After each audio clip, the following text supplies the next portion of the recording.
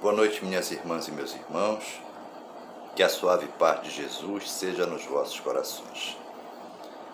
O Livro dos Espíritos, trazido por Allan Kardec em 18 de abril de 1857,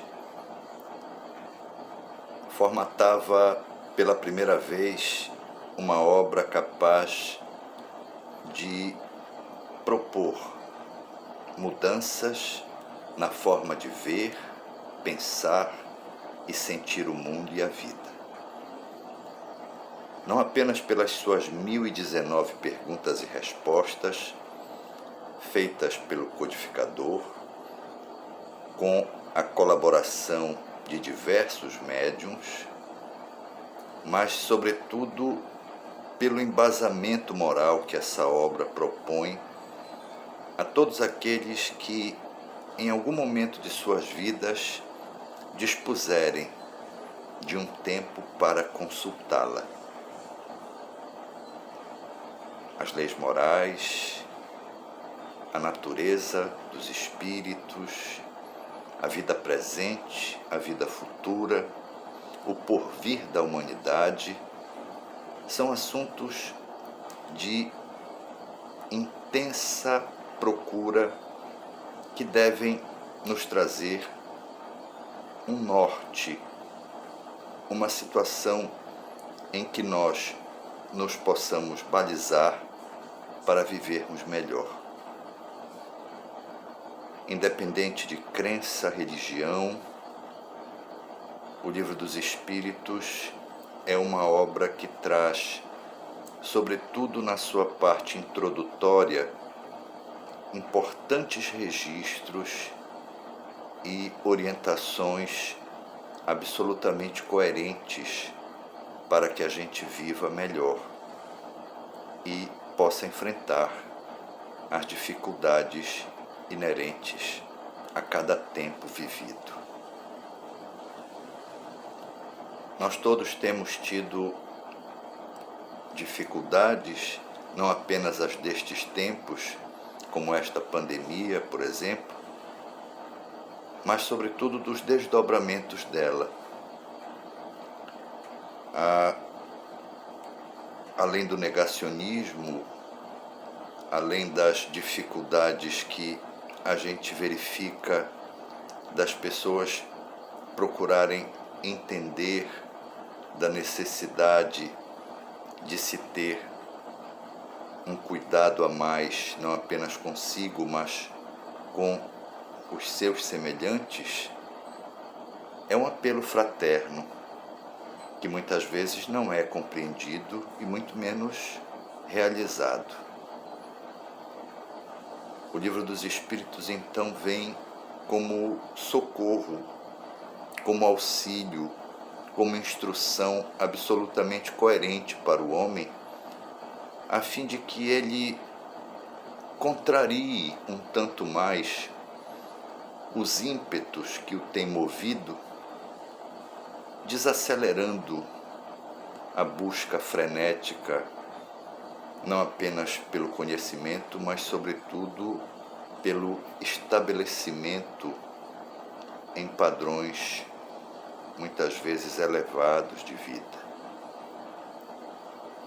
Não há nenhuma contrariedade em se ter, em se conquistar, absolutamente.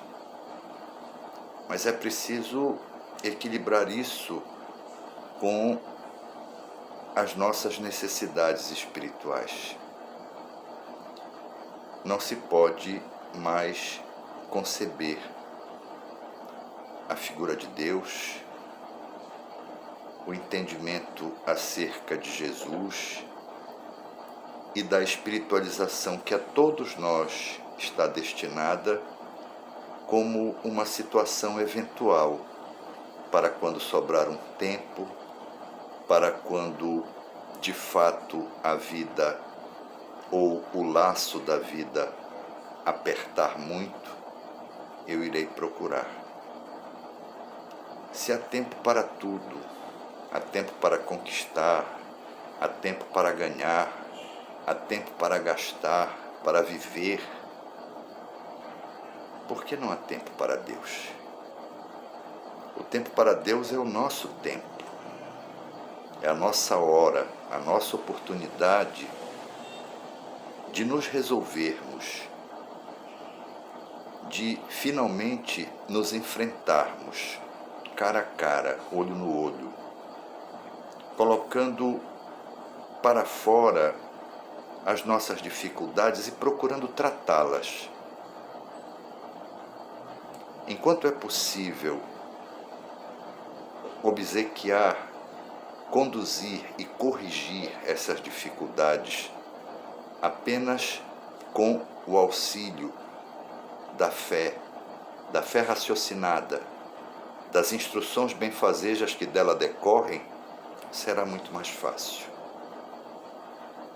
Difícil, sem dúvida, vai ser quando esses cometimentos alcançarem áreas importantes do nosso senso, quando desgastarem situações que nos mantenham dentro de padrões de normalidade, levando-nos para as zonas das dificuldades que podem ser irreversíveis. Seguramente ninguém quer isso. Mas quando nós buscamos desenfreadamente as nossas metas, as nossas conquistas, os nossos prazeres, nós estamos colocando em xeque a normalidade nossa. E o Livro dos Espíritos, em sua parte introdutória, faz uma ampla referência à nossa conduta espiritual,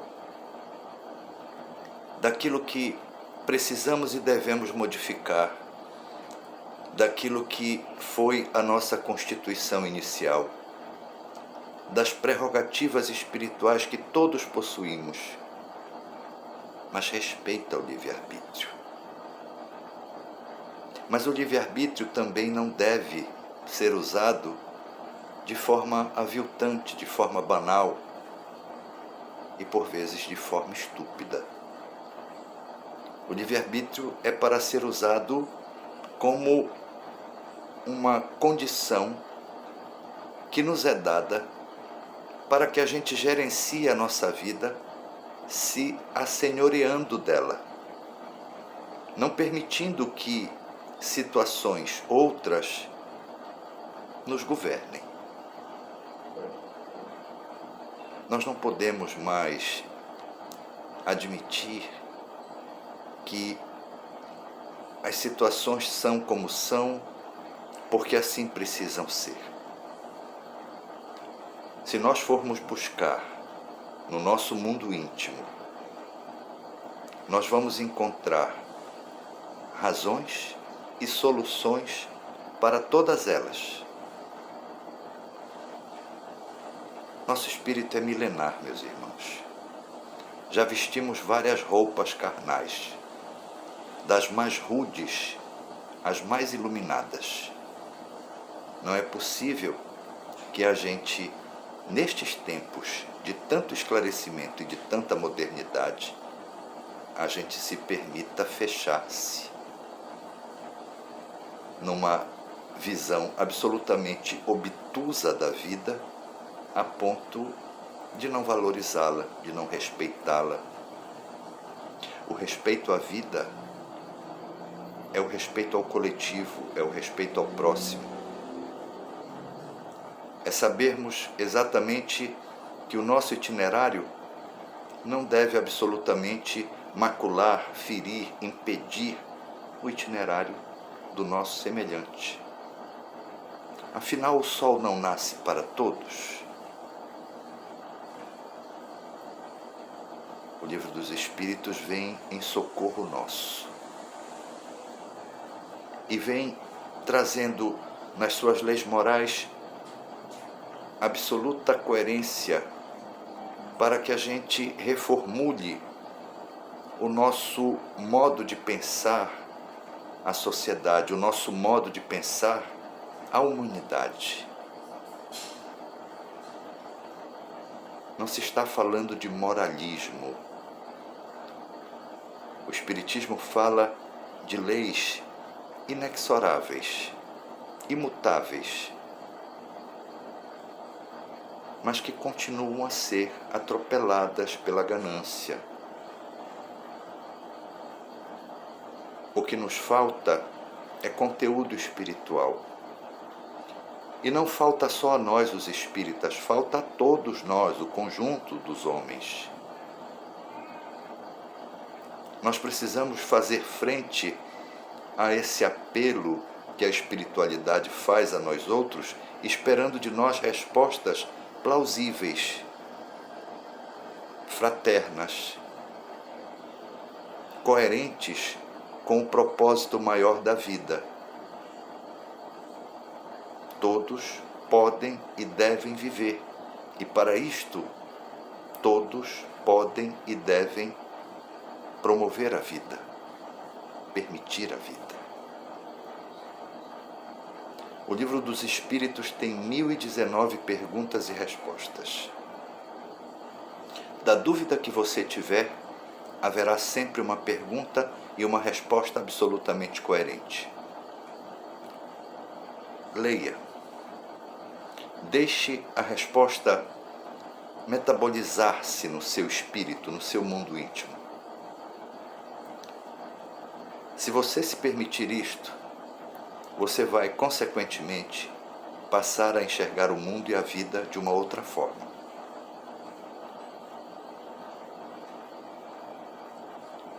Aquilo que a doutrina espírita faz em sua tarefa diária, procurando promover o homem à condição de encantador deste mundo, com propósitos e metas absolutamente coerentes com aquilo que nosso mestre, guia e modelo nos ensina e nos inspira a fazer, é para todos. Não há dentre nós tantas diferenças a serem corrigidas. Há, sim, na nossa forma de entender e de buscar o nosso lugar do mundo, condições nem sempre adequadas. A terra é boa e farta. Os homens são bons. Seus espíritos foram criados para desenvolverem-se e para promoverem toda a sorte de mudanças para melhor no mundo. O Cristo continua sendo o governador planetário. Nunca nos abandonou e não irá permitir que nós nos divirtuemos a ponto de inviabilizarmos a vida. A doutrina espírita existe para atestar isso, para confirmar tudo isso. E o Livro dos Espíritos é o seu alicerce. Assim, neste celular que você nos assiste, procure o Livro dos Espíritos. Leia detidamente a parte introdutória. Ela é um tanto longa, mas é absolutamente perfeita para todas as nossas situações. Depois, vá às perguntas e você encontrará as respostas para as suas questões. O Livro dos Espíritos é a somatória do empenho de diversos espíritos superiores. que debruçam-se sobre a humanidade, coordenando outros grupos enormes de espíritos que permanecerão a serviço nosso, de todos nós, para nos orientar, para nos conduzir. Permita-se ser orientado, permita-se ser conduzido. Se você precisa negar algo, negue as dificuldades que tem buscado controlá-lo. E afirme-se nas verdades que lhe rondam para auxiliá-lo. O Livro dos Espíritos é um socorro permanente para os homens e uma etapa absolutamente feliz a ser pesquisada, estudada e vivenciada, sobretudo nestes tempos. Que Deus lhes abençoe, Jesus lhes dê a sua paz e Nossa Mãe Maria de Nazaré lhes envolva em seu manto de luz. Muito obrigado, que assim seja.